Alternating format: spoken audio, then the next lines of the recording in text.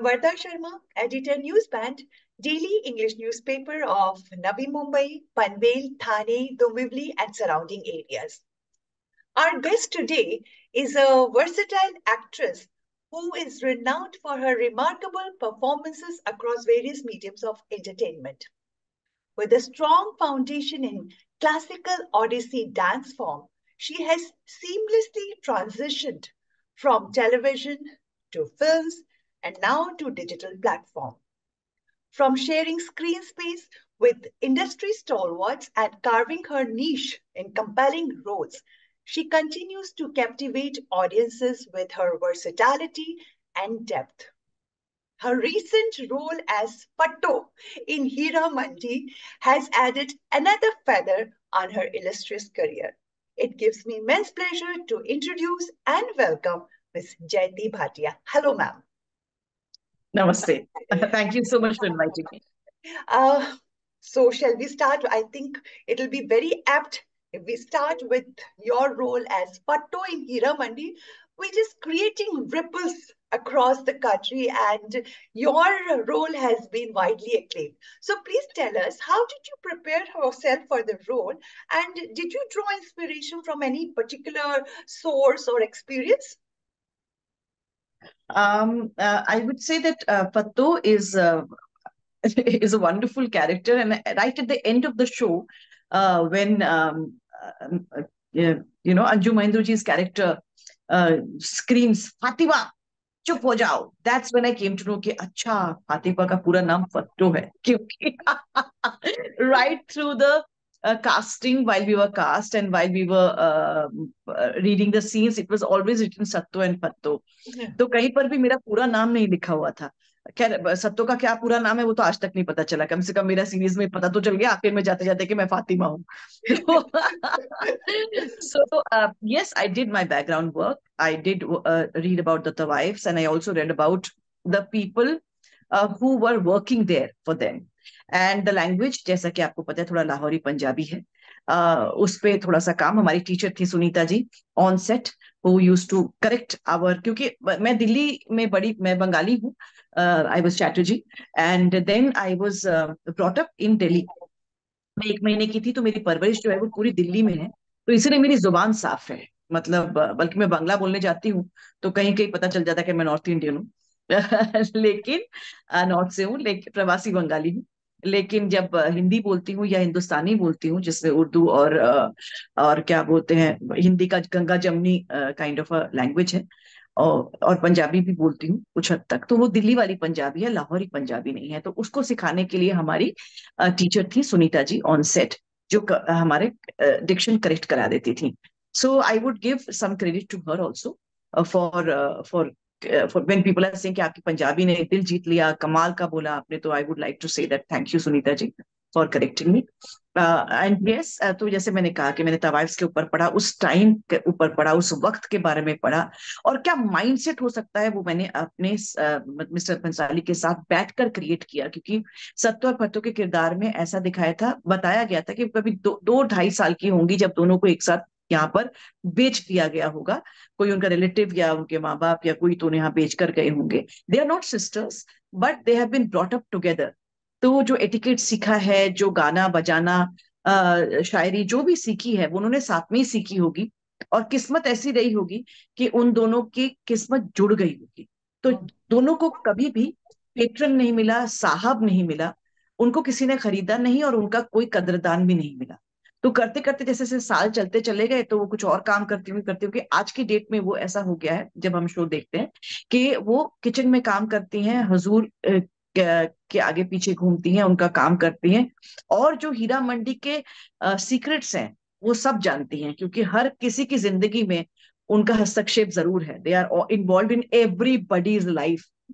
और फत्तो तो ऐसी किरदार है जो कि एक्चुअली सबकी जिंदगी में इन्वॉल्व रहती है, क्योंकि उसकी एक जगह है.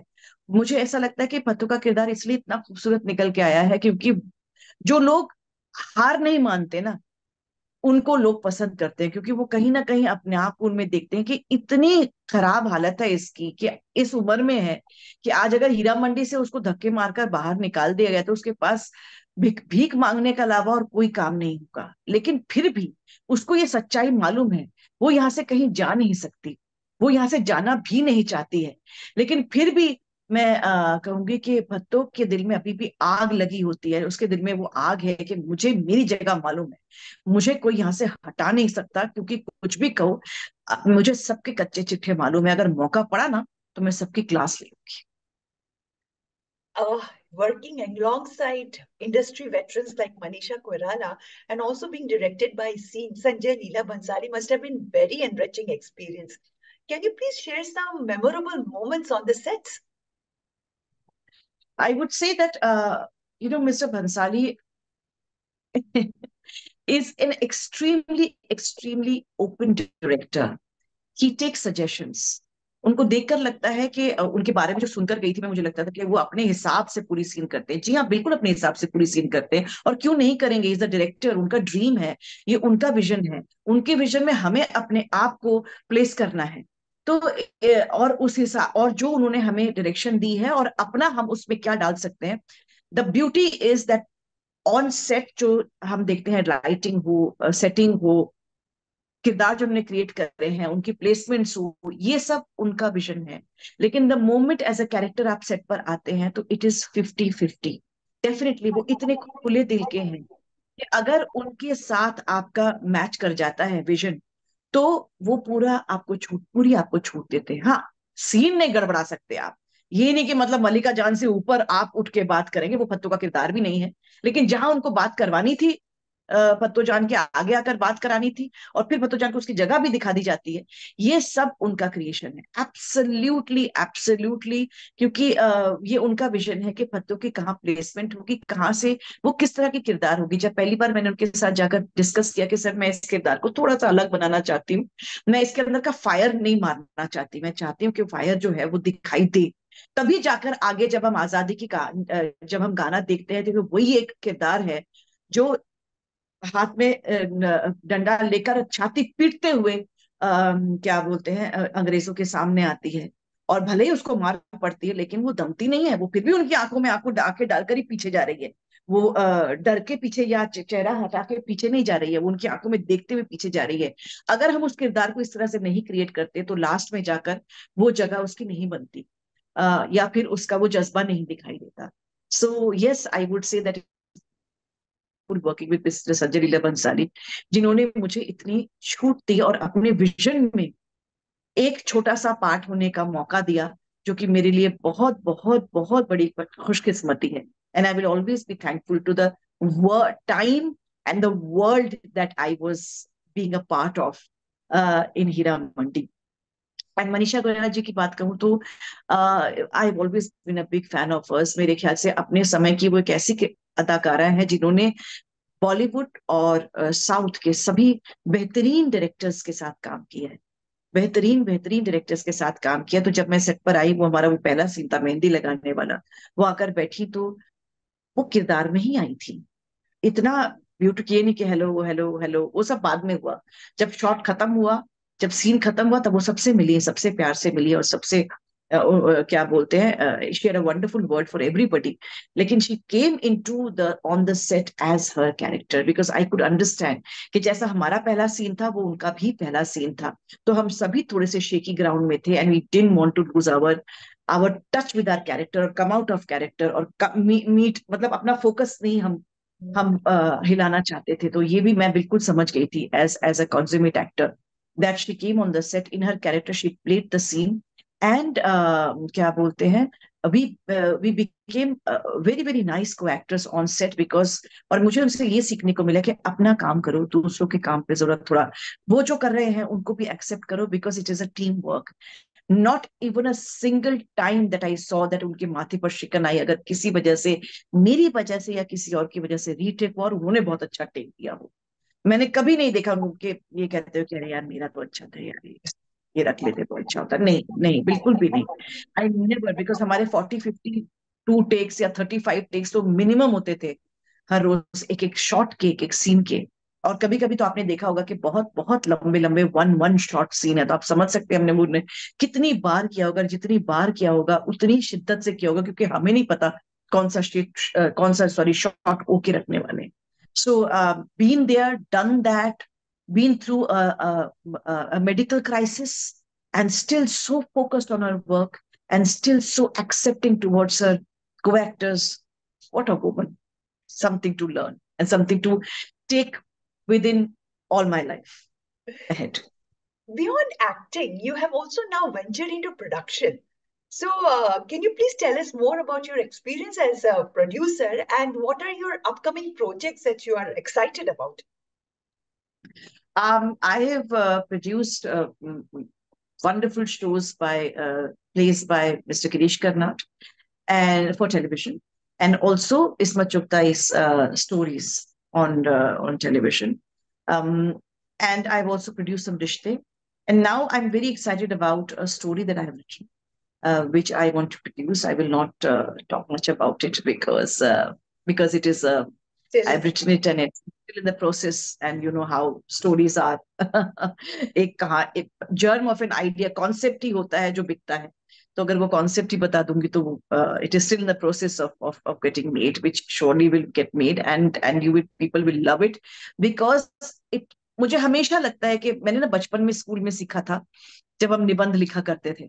I'm sorry, I'm going back to my school days because that is where your I feel real learning begins.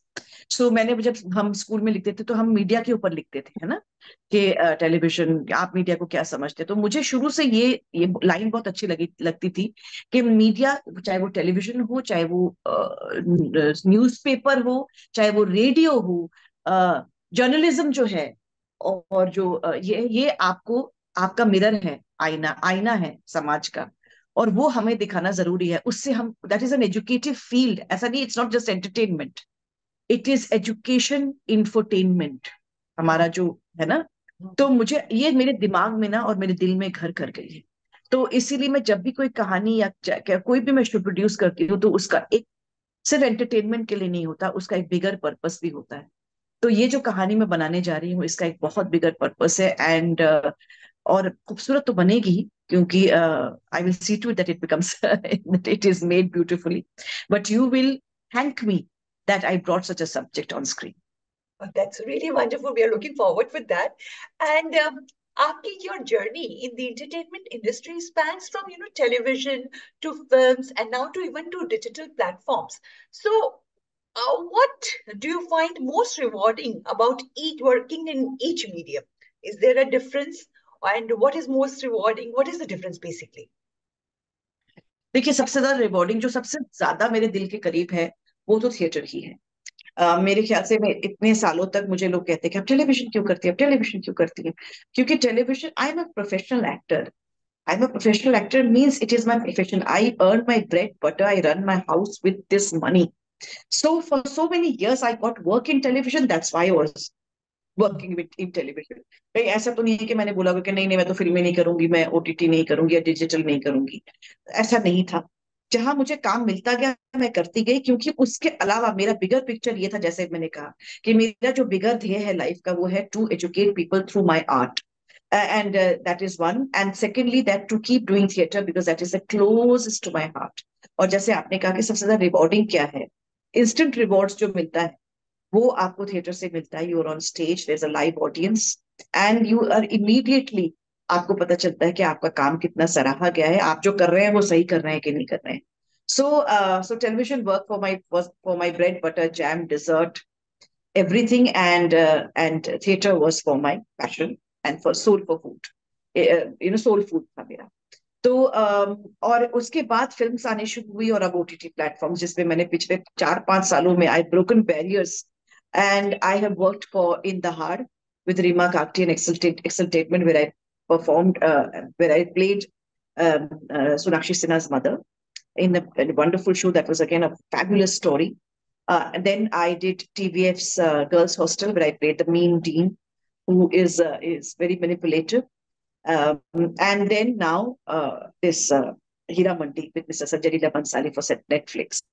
So I would say the mediums are different, and you have to little bit fine tune your mind and your acting process for all the mediums. but it is not difficult because we are trained actors and we are trained to in improvising and fine tune ourselves according to the mediums. So it is not so difficult. So many roles in your kitty, which is closest to your heart? I mean, which you feel is like, okay, it is depicting myself. Which is the one? I think every role that I have done till date has been very, very close to my heart. Why? Because first I have to live them. And secondly, I do a lot of background work, like I said. So I I always tell people that I have a diary, and one day अगर मैं किसी मुकाम पर पहुंची और लोग जानना चाहेंगे कि मैंने अपने डिफरेंट डिफरेंट किरदारों पे कैसे काम किया, तो मैं वो डायरी लोगों के सामने लाना चाहूंगी। तो आज तक मैंने जितना भी काम किया है उस हर किरदार के बारे में बहुत कुछ लिखा हुआ है, कम से कम 2 to 3 pages to 4 pages I keep writing. That is why when I go on set, I am somewhere mentally prepared for where the character is coming from and what is happening right now. And the rest of the 50% is given by my director and my co-actors. क्योंकि I have to, मैं अपने हिसाब से चली गई set पर और मैं अपनी एक्टिंग करने लगी तो वो नहीं चलेगा, because acting is all about reacting. तो उस सीन में मैं अपने को-एक्टर्स की या फिर उनके किरदार है जो अपना बैकग्राउंड वर्क करके आते हैं, वो इस सीन में इस मोमेंट पे कैसे रिएक्ट करेंगे, तो उनके एक्टिंग के हिसाब से या उनके डायलॉग्स के हिसाब से मैं रिएक्ट करती हूँ। तो yes, all my uh, roles are very close to my heart. But in theater, I would say 2 to 3 characters are very close to my heart. During my theater training days, I did a show. Did a play called A Streetcar Named Desire by Tennessee Williams, and I played Blanche Dubois, which was directed by Mr. Ibrahim Al-Qazi, my teacher, and he is even a bigger taskmaster than Mr. Sanjay Leela Bhansali. There are many Sanjay Leela Bhansalis put together is what Mr. Ibrahim Al-Qazi. And he did not let me forget for a second that I was not Blanche Dubois. That was one character where I forgot all about the world. I realized कि जो बड़े superb actors होते हैं, जो मतलब जो role में immerse कर जाते हैं और फिर उनसे निकलने में उनको तकलीफ होती है, ये कैसे होता है, ये थिएटर में मैंने इस किरदार के थ्रू सीखा। मुझे कोई फर्क नहीं पड़ता था घर में लड़ाई हो रही है, मुझे खाना मिल रहा है नहीं मिल रहा है, मेरी माँ की तबीयत ठीक नहीं है, या किरण भाटिया से कभी कोई नोक झोंक हो गई, मुझे कुछ everything seemed small, everything seemed far, everything seemed not my world. I was Blanche Dubois for those 4 months that I played, that I was rehearsing for Streetcar Named Desire. And then उसके बाद Mata ji is very close to my heart, जैसे कि आपको पता है ससुराल सिमरका में इसकी ये कहानी है कि मैं माता जी नहीं बनी, लोगों ने मुझे माता जी बना दिया, because of their love, because of their respect, and because of the way they came to me with their problems, with their vulnerabilities, and with their love. I turned into Mataji. I became Mataji. My mindset became like सबको साथ लेके चलो, सबको साथ लेके चलो, ओहो ये भी मेरा परिवार है, ये मेरे लोग हैं, ये मेरी टीम है, इन सबको I have to move forward together. This ये जो जज्बा है, we all actors, हम human beings अपने आप अपनी फैमिली तक ही सोचते हैं, लेकिन ये जो एक community living का जो जो आइडिया है, ये मुझे माताजी करके आया. Then there's another play called Khatija Bai of Karmali Terrace, where it's a one actor show. It's a 80-minute play which I do. She's suffering from Alzheimer's. And so वो किरदार करने में मुझे बहुत बहुत मजा आता है, क्योंकि वो 80 मिनट सिर्फ मेरे होते हैं on stage, और in front of the audience I am 9, I am 24, I am 56, I am 72, I am again 30, I am 34, and in the end my body language and everything has to make them realize I crumble in front of them. And उनको पता नहीं चलता कब वो transition हो जाता है that I become 78 and I am already there on the stage talking about my past. So that is another one play which I love. Another play which I love is Vagina Monologues, क्योंकि it's a path breaking play. इसने बहुत सारे आयाम तोड़े हैं हमारे India में और पूरे वर्ल्ड में, स्पेशली इंडिया में, क्योंकि जिस जिस जिस वर्ड को इतनी बुरी तरह से हम लोग डे टू डे लाइफ में, मेन तो use it like a full stop, comma, semicolon, everything, and women have also started using it, from here for ages. इतने आराम से उस चीज को पेजोरेटिव बना देते हैं, like abusive word. उसको खूबसूरत तरीके से लोगों के सामने पेश करना और उसके बारे में प्राउडली बात करना और लोगों को ये फील कराना कि it is not an abusive word और अ बैड वर्ड, और or a bad place, you have to be proud that you have a vagina. You are the creator in this world.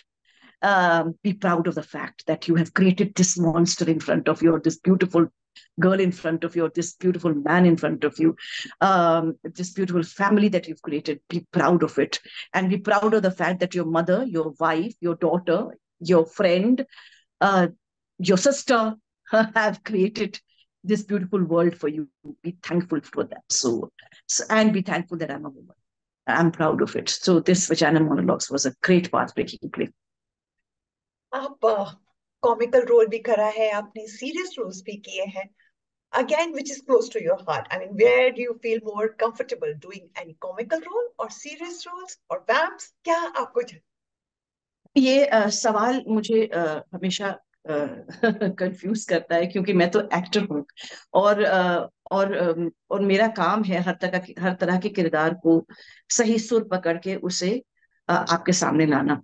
तो मेरे लिए तो हर किरदार ही challenging होता है, मुझे हर किरदार प्ले करने में मजा आता है. मुझे जो स्ट्रेट फॉरवर्ड बोरिंग कैरेक्टर्स होते हैं ना, जिनकी कोई जर्नी नहीं होती, जिनका कोई टाइम के साथ कोई चेंज नहीं होता, वो किरदार बोरिंग लगते हैं. उन किरदारों को करने में कोई मजा नहीं, क्योंकि क्या ही कर लोगे आप उस किरदार में. आप मुझे बताइए जो एक ही जैसा चलता जाता है. नहीं, शायद मेरे लिए वो चैलेंज है. जो एक रस ही दिखा पाते हैं, शायद वो मेरे लिए चैलेंजिंग रोल होता है. आपको ही कहेगा ना, आपके लिए चैलेंजिंग रोल कौन सा होता है, मतलब बोरिंग किरदार को इंटरेस्टिंग करके दिखाना is a challenging role for me, for myself. मुझे नहीं पता ऑडियंस कितना एंजॉय करे, लेकिन वो मेरे लिए बड़ा चैलेंजिंग होता है. तो इसीलिए I love to do comical roles, I love to do serious roles, any characters which has got a beginning, middle and end. And also I would say that मुझे ना, जैसे जैसे मैं बहुत सारे किरदार कर चुकी हूँ, मुझे क्वर्की कैरेक्टर्स करने में मजा आता है. That's why I think I enjoyed पत्तो putting her life into it, because she was a quirky character. Jayati ji, thank you so much for joining us, and we wish you all the best. And in fact, we look forward to your latest production. Also, we would like to see you more in movies and more in OTT platforms and in serials. Thank you so much, ma'am. आपकी ये बात लोगों तक पहुंचे, हमारे casting directors तक पहुंचे, हमारे अलग अलग डायरेक्टर्स और प्रोड्यूसर्स तक पहुंचे, और वो जरूर मुझे नए इंटरेस्टिंग, एक से बढ़कर एक पाथ ब्रेकिंग कैरेक्टर्स में मुझे मौका दे, और मैं आपको एंटरटेन करती रहूं. एंटरटेन, एजुकेशन प्लस इंफोटेनमेंट करती रहूं. Thank you so much, ma'am. Thank you.